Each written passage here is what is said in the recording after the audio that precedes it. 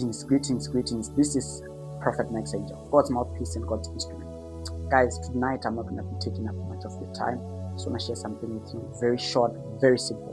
In the book of John, chapter 13, verse 34 to 35, Jesus teaches us a very important sermon. He gives us a very important commandment, and he says, love one another as I have loved you. So therefore you ought to love one another. Verse 35 says, so that men may know through loving one another that you are my disciples. What? Here's something I want people to understand. Christianity is an act. I want to be very undiluted tonight with the truth. Christianity is an act. The reason why you see many people not taking Christianity serious, not following up with Christianity, not devoting themselves to Christianity is because of one thing: hypocrisy. We don't practice what we are taught. We don't follow what we believe in. We don't honor and respect what we proclaim.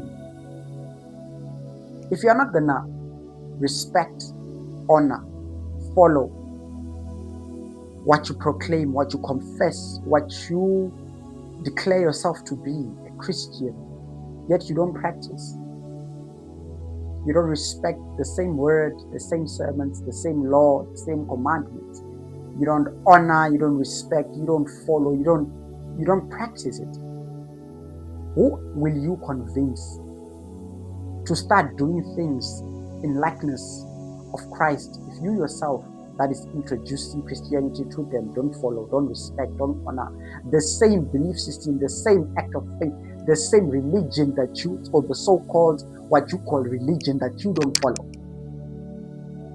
Who follows a hypocrite? No one will follow a good God represented by bad servants. Allow me to say this. Sorry, crucify me if you can, but nobody would follow a good God represented by bad servants. So in the book of John chapter 13, verse 34 to 35, we are taught to love. And by our act of loving one another, by loving others, it is an act of evangelism, so that people may know that we're disciples of Christ by expressing the love of Christ to one another and to others. Now, as someone, let me speak from experience. As someone that was once in the world, that once followed carnal things, worldly things, heathen lifestyles, let me tell you something. This is something I need people to listen to me very carefully.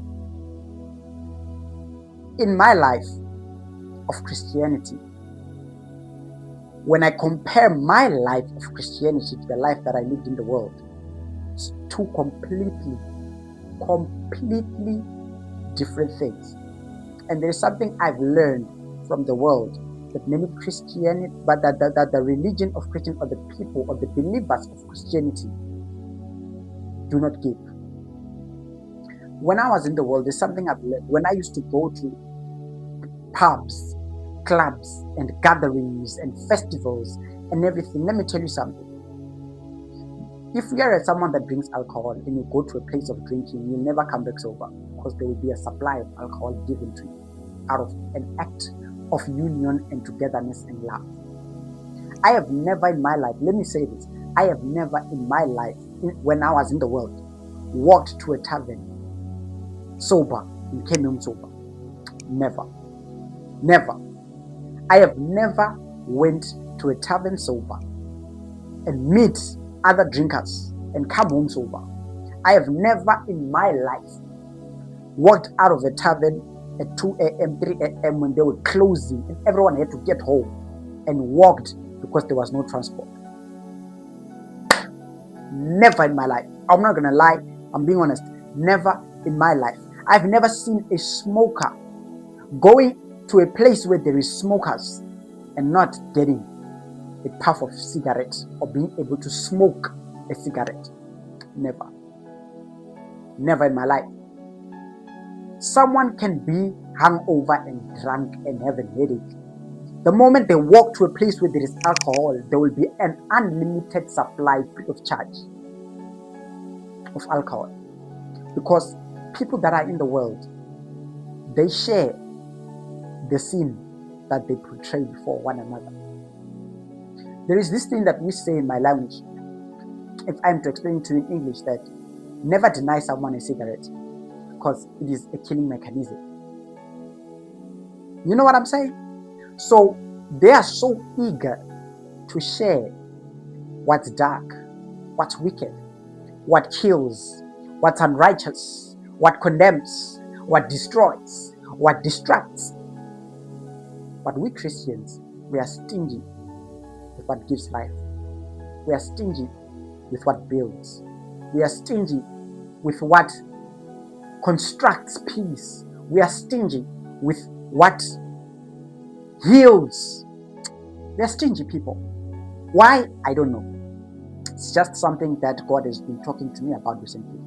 That Christianity is an act.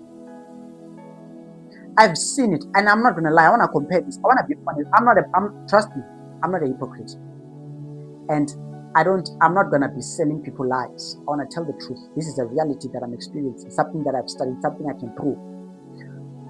After closing time at a tavern, people with cars give lifts to those that don't have any. You even give a lift to someone you never came with, someone that's not even your friend, just because you wanna see them get home safely, because you're at the same place for the same purpose, the same reason, doing the same thing, taking in the same activity. You would help that person out of kindness, out of love, out of devotion, without complaint. It's not an act of righteousness because you're helping someone from the wrong place. But we all make sure that people get home safely when we come from taverns. We give each other lifts. You'd find someone being involved in a car accident with a drunk driver in a car of someone he doesn't know because of an act of kindness. Let me tell you this. But at church, when church closes, each and every brother, each and every sister, they get into their cars. They lock their doors, they close their windows, they switch the aircon on, and they pass brothers and sisters alongside the road and let them walk in the sun. That's Christianity. Really? That's what our brothers and sisters are doing. Go to church hungry, you'll come home hungry. But go to a tavern sober, you'll come back drunk. You see, these are the things that people don't want to talk about. They don't want to address. They don't want to discuss. These are the challenges that make the non-believer say to a believer that I don't follow a stingy God. I don't follow a heartless God. I don't follow a God that does not think about his people. It is not that God doesn't think about his people. We are bad representatives of the God that we believe in. We, as Christians, we are bad representatives of the God that we believe in. Facts are facts. The truth has no feelings. I'm saying it.